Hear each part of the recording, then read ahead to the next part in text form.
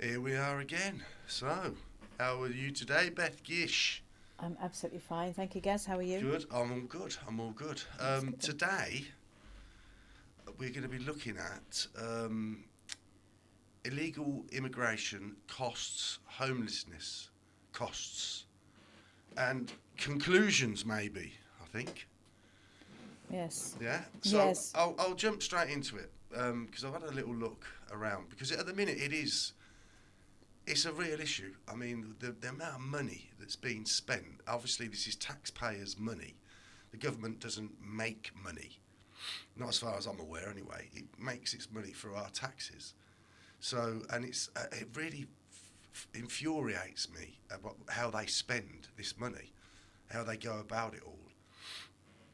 So I thought I'd look into this because it's a major issue at the moment, the way they're housing. I mean, I don't know if they're all illegal immigrants, but a lot of these people, migrants, I don't know how you call them, what's the politically correct phrase is to use, and which is all, just to me, just muddies the water anyway. It does. There are many phrases you can use. I mean, when this all kicked off in the late 90s, it was always asylum seekers. So you presumed that they were people in dire need of help because they were seeking asylum, perhaps from war. And, they were coming here en masse in the late 90s when the floodgates opened. Under Blair, was Under it? Blair, yes, under Blair's first. See, the thing is, from my point of view, so for example, if you've got, say, like, all right, say France was at war, and a load of French women and their children, because the French men are staying to fight the war because they've been invaded by whoever, right, or what for whatever reason. If the children and the women were fleeing that area and coming to the UK to escape, To their nearest safe country. I don't think anybody would have I don't think there'd be a problem. I'm sure the majority of people wouldn't have an issue. I mean, some people would have an issue still, but me personally, I wouldn't have an issue. But when you're looking at the news and you're seeing these, basically, it's boatloads of young fighting age men that look really healthy, to be honest. And they're coming from on these boats from France, and France, as far as I know, isn't at war with anybody. I think it's a safe country, isn't it? And quite often, a lot of these, as you say, young men have travelled through 6, 12, Many. 15, sometimes safe countries. And a lot of them that are coming, they're not fleeing from their country because their country's at war. Because they're not. I mean, some of them might be, I don't know, in these African countries, I don't know. But like you say, even so, I thought the rules were that once they reach a country that's safe, there you go, that's it. Yeah, as refugees Yeah. fleeing war or, Yeah. or persecution, then they would go to their nearest safe country or thereabouts. Yeah. But so I looked into it and I looked at the cost. So I just did a quick on the internet, as you do. So it says the cost of housing asylum seekers and illegal migrants in the UK has significantly increased in recent years. In the 2024-2025 financial year, the UK spent approximately 1.3 billion on hotel accommodation for asylum seekers, which equates to around £108 million a month. This figure represents about 3/4 of the Home Office's total estimated £1.7 billion expenditure on asylum accommodation for that year. The National Audit Office, the NAO, has projected that the total cost of asylum accommodation over the next decade will reach £15.3 billion. Billion. Billion. which is 3 times the original estimate of 4.5 billion. In 2023-2024, the Home Office spent £3 billion on hotel accommodation alone, which was part of a total 4.7 billion spent on asylum support. This marks a substantial increase from previous years, with hotel costs rising from 2.2 billion in 2022-2023 to 3 billion in 23-24, and obviously we're in 25 now. Almost in 26. Oh, well, just about, yeah. The average daily cost of housing asylum seekers in hotels has also risen, reaching around £8 million per day in 2023. According to the Home Office figures, this cost has been attributed to the increasing number of small boat crossings and the resulting strain on the asylum system. The NAO report further notes that in 24-25, hotel accommodation accounted for 76% of the annual cost of asylum contracts, despite housing only 35% of those in asylum accommodation. These costs are primarily borne by private sector providers under contracts managed by the Home Office, with Clear Springs, Ready Homes, Serco and Mears being the main providers. The government has acknowledged the unsustainable, there's the word, that is the word, isn't it? It is, isn't it? Yes. Is unsustainable nature of these expenses and has pledged, they've made a pledge, right, to reduce reliance on hotels and reform the asylum system. But that, though, can have a negative knock-on effect, because people will say, oh yes, they're all out of the hotels now, that's great, but where are they going? They've got to go somewhere. And that means that local councils will be allocating them homes instead, and they will be integrated into communities. Well, will they integrate that? That's another massive question. Probably not. A lot of these people, they're coming in, they're not being vetted. They're not. I mean, if you, it's things like when I lived in Spain, we came back and we ended up adopting a cat in Spain. To get that cat into the UK, I think we spent about €1,000 back in the day. I'm sure you did. To get the cat to have all its jabs, this and that, and we had to wait months for the quarantine. Just for a cat. Yeah.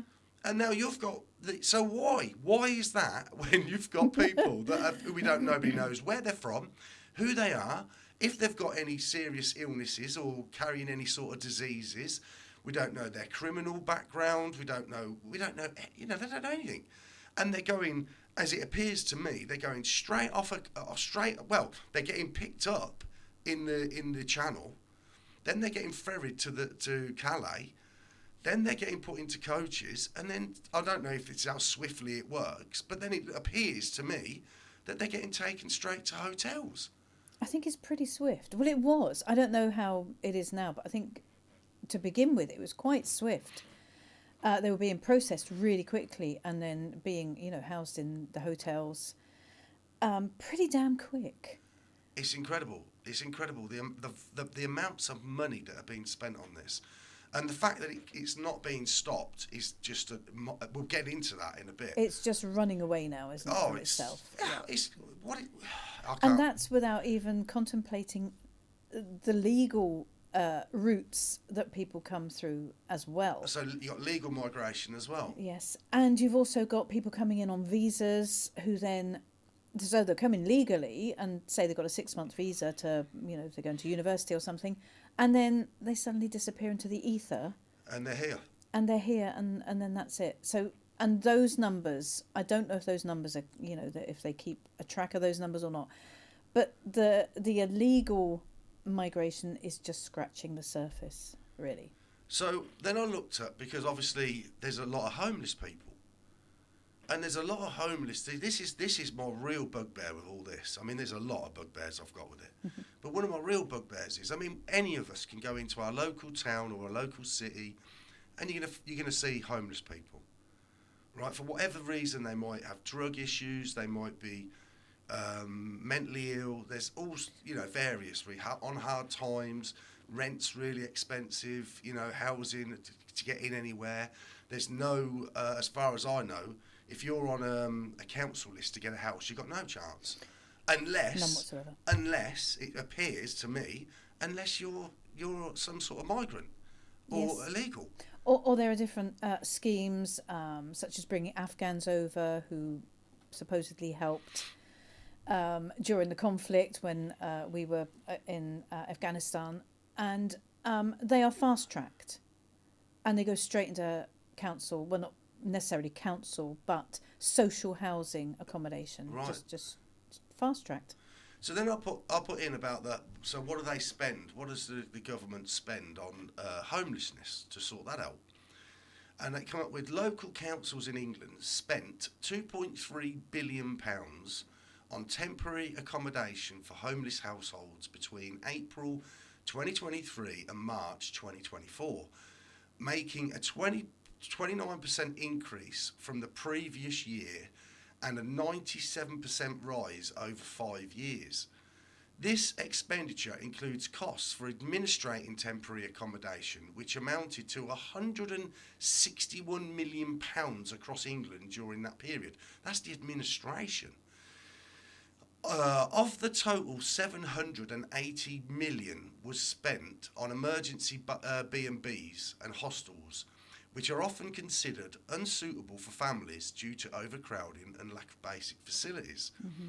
In December 2024, the government announced a new funding boost of nearly £1 billion to support councils in tackling homelessness, including £633 million for the Homelessness Prevention Grant, which helps prevent homelessness and provides temporary accommodation.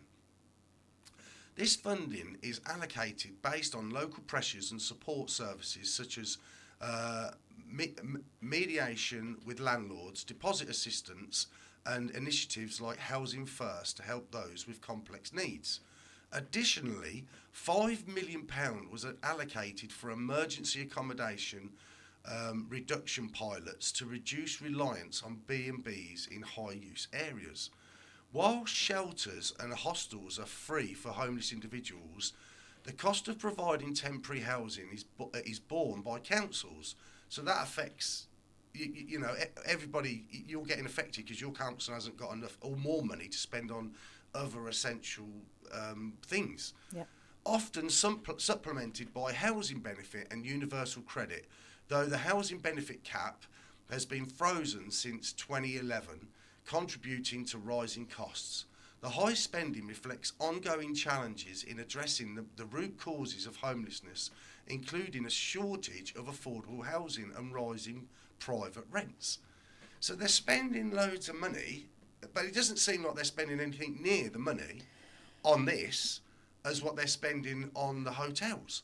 It doesn't seem so, does it? And many of these people who have unfortunately, become homeless, they will have contributed all of their working lives, in many cases, or their families would have contributed. Yeah. And it just seems, I don't think unfair is the word, but it doesn't seem right. It's not right for what we're supposed to be a first world country. Exactly. Yes. When, it just beggars belief that coming into 2026, all of this is just so out of control. And it goes on. Because I put in, so how many people basically are on the streets in the UK? The estimated number of people living on the streets in the UK varies by region and data source. In London, the number of people deemed to be living on the streets from April to June 2025 was 788, a 26% increase from the same period in 2024, and up 102% compared to 10 years ago. This figure is based on multiple contacts with outreach teams over 3 weeks or more. The broader data from the Combined Homelessness and Information Network, CHAIN, indicates that 4,392 people were recorded sleeping rough in London between April and June 2025, up 58% compared to 10 years ago.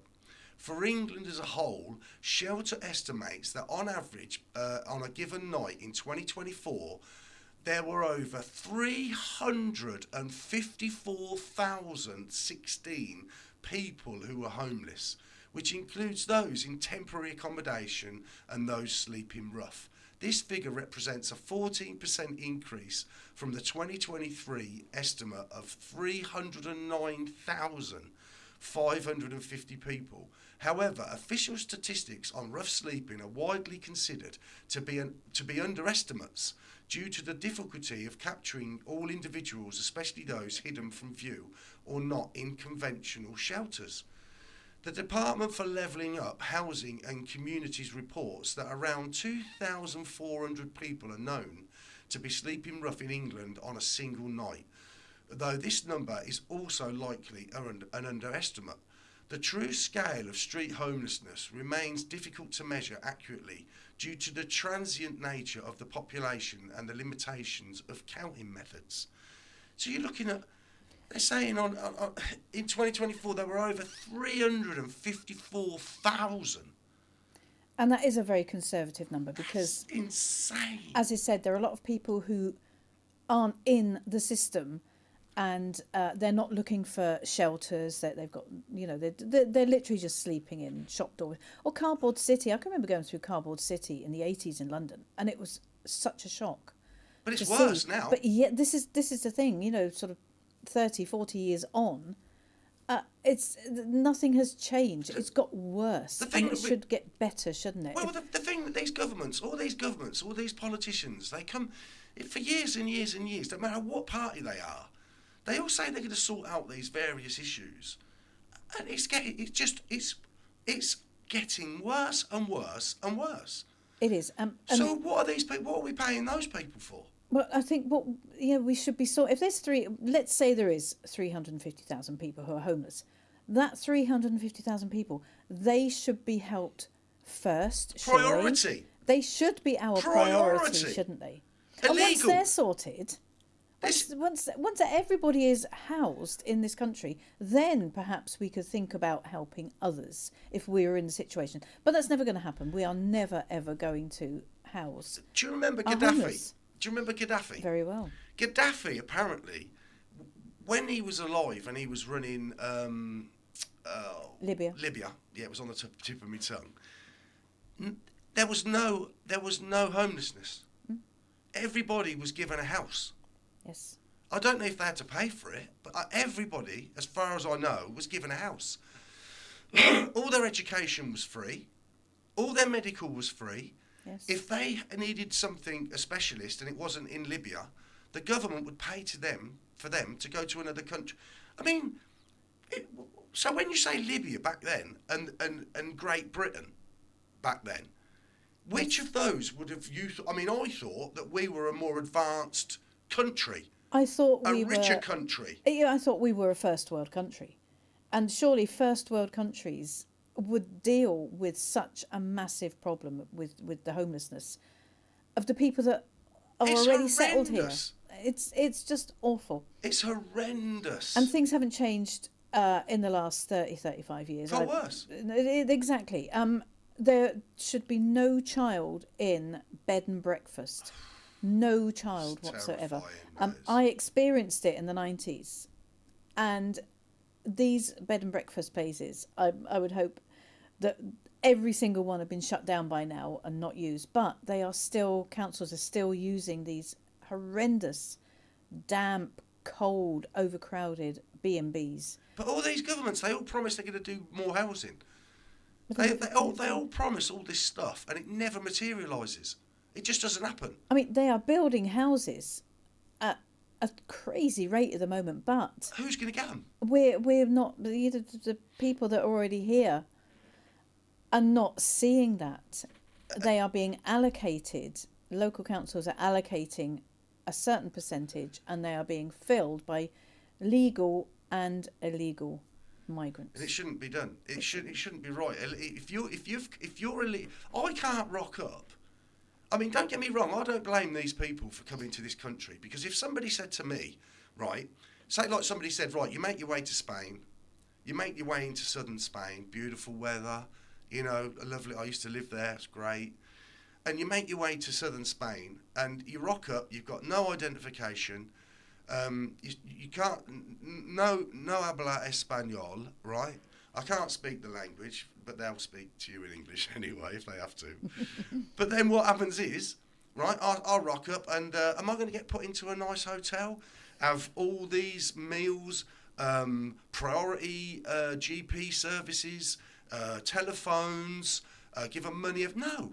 But if I was offered that, I would go. Anybody would Absolutely go. This country, this country would imagine that. Imagine that you went to Spain and they gave you that, right? They gave you all that. You're in a nice apartment. You're in the Costa del Sol or whatever part of the Spain on a, you know, nice, and you're there. You've got all your meals laid on. You've given a phone. Well, the first thing I'd be doing on my phone is telling everybody how great it is. Exactly. And the floodgates would... And then there'd be an exodus, wouldn't there? There'd be nobody left here. British people leaving for southern Spain. There'd be nobody left here. And so why can't they? I mean, this is what... and the other thing is, the money... There's more money being spent on this. I don't know how much it is, but they're sending millions to France, aren't they? To try and curb it or stop it. That's a bottomless pit, yeah. And it's just... It's just on and on and on. And still, border forces and the RNLI go into French waters and pick these people up. Unbelievable. It's unbelievable. And it's unsustainable. Of course. How this country is supposed to be... Well, it is. It's in a massive financial troubles.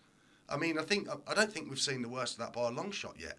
And then you've got other issues, but we'll talk about them in other videos, like AI, and there's all these other things that are going to take jobs, and there's going to be more unemployment. And then you've got all this cheap labour flowing in, which they're saying that, they're not supposed to be out. They're illegal. How is it even possible that these people can be allowed to stay here? Well, you've got these companies like Uber Eats and Deliveroo and Just Eat, and they're employing them. How are they able to employ them? I've seen that. How is this happening? It's incredible. It's really incredible. And the other thing is, that's aside from the crime factor. And I know not all of them, before everybody starts screaming at me, I know not all of them are criminals, but we don't know how many of them are. But they're all unvetted. And there's been a lot of criminal activity that has been connected to these people and these hotels that they're in. Yes. That's been documented and it's out in the open. Yep. And then when people rock up or start complaining about any of it, they're deemed as far right. You're everything bad. People have been going to jail for posting things on the internet because they're so concerned. And I mean, some of the things might have been really inappropriate what they said. Yeah, but it was just anger, wasn't it? A lot of people, they just got so angry and posted things perhaps they shouldn't have. But who was it? He who was without sin cast the first stone. Exactly, yes. And but at the same time, you've just got this guy being released from Egypt. Yes, no, I don't know much about this. We'll get into that on another video. But apparently, he was put in prison in Egypt for tweeting. And so, but anyway, that's a whole different video for another day. Mm-hmm. But yeah, I don't know how we as a nation can continue on like this. And more importantly, is there an underlying reason for it? Because in my opinion, it's been allowed to happen. This never happened when we were young. I mean, we are both critical thinkers, I think, aren't we? And we will look at this critically and we will look for reasons, won't we, as to why this is happening now, that there are many, many thousands of fighting age young men being allowed to enter the country illegally. And over the years, we've been told to be like terrified of terrorism. You know, now who are these people? What are their beliefs? Are there terrorists amongst them? We don't know, do we? It's by design. It has to be by design. How are these people being allowed to come, and why is so much of our money being spent keeping them in the lap of luxury? When I say we've got over 350,000 people, many presumably have paid into the system, or their relatives have paid into this system, our system, over the years, and they're on the streets. They're not even, what? How can that even be justified? There is no safety net anymore for people, and if this is part of it, then that is just unacceptable. If bringing in these illegal, mostly men, it is making our people, the people that already live here, is making them unsafer and their lives a misery, then it's like when you see all these little towns and places where they're all of a sudden, they've got a small population, and then all of a sudden they're putting 400, 500 illegal immigrants into their neighbourhood. I think sometimes these small villages more than double in population because there's say 300 people living there, and then they're putting in 450 into a hotel or something like that. And the police surround these places so that nobody, you get these auditors who go out with their cameras and people, we've got the right to protest in this country for now. And these people go there and the police are just guarding these people. It's just so inverted to me. And you have to wonder why. It does make you wonder why, doesn't it? There is. If anybody thinks they've got a reason why, please put it in the comments, because I have got my own ideas of what's going on. Obviously, this is YouTube. I won't really. You got to be. And in England now, in where you've got free speech, you really haven't. So we can only say about what we think. But the scale of it, the long and the short of it for me is, the money should not be being spent on people that are illegal in this country. It should be spent.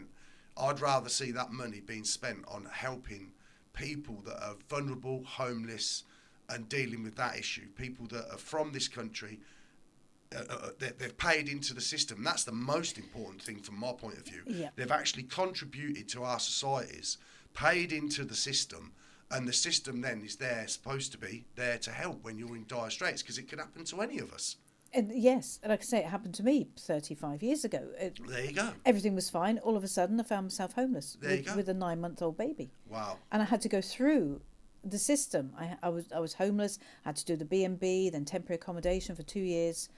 And one would hope that it would have improved in the last 35 years. How can they improve it when all the resources are going into the wrong direction? Exactly. And anyway, that's why it will never... That's my little bit on that one. Thank you for watching. Give a like and a thumbs up if you like what we do or what we're saying. And if you agree, if you don't agree, tell me why you don't agree. I'd be interested to see that point of view as well. Anyway, Beth Gish, thanks very much. Thank you very much. Thanks, guys. We'll see you on the next one. Bye.